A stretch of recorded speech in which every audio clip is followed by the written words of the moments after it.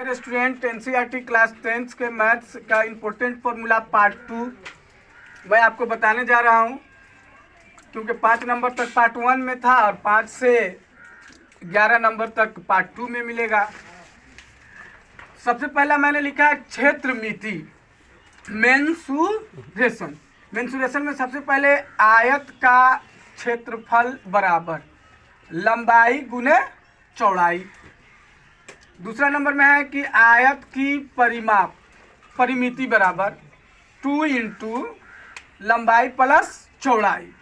तीसरा है आयत का विकर्ण अंडर रूट लंबाई स्क्वायर प्लस चौड़ाई स्क्वायर। इस तरह 7 नंबर में आते हैं वर्ग। वर्ग का मतलब स्क्वायर। वर्ग का क्षेत्रफल बराबर भुजा स्क्वायर।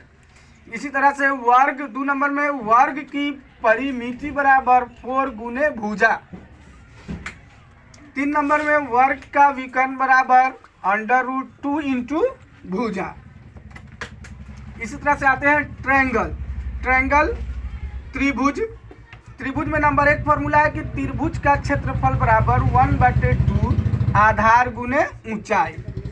इसी तरह एक प्रसिद्ध फॉर्मूला एक साइंटिस्ट है हीरोन, जिसको हीरो का सूत्र कहते हैं। हीरो के सूत्र से त्रिभुज का क्षेत्रफल बराबर त्रिभुज का क्षेत्रफल हीरोन सूत्र से under root s into s minus a s minus b into s minus c.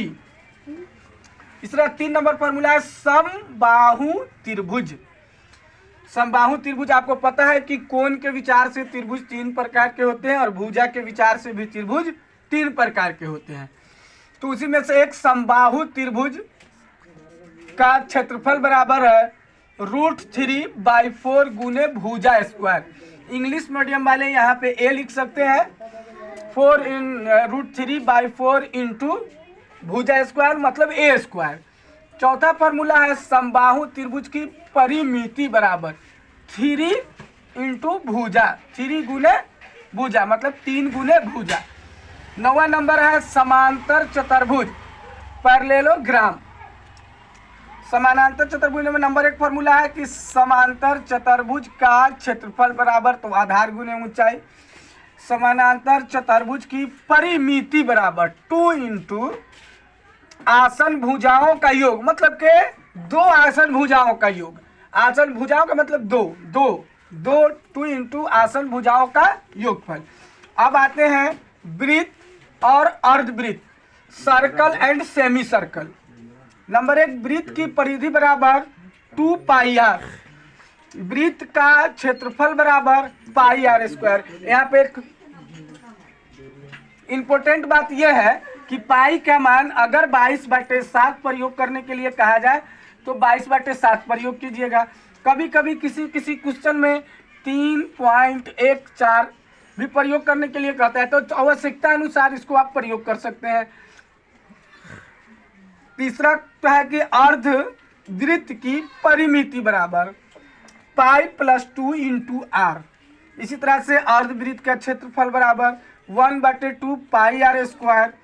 इस तरह 11 नंबर में मैंने लिखा है कि त्रिज्या खंड एवं वृत्त खंड सेक्टर एंड सेगमेंट।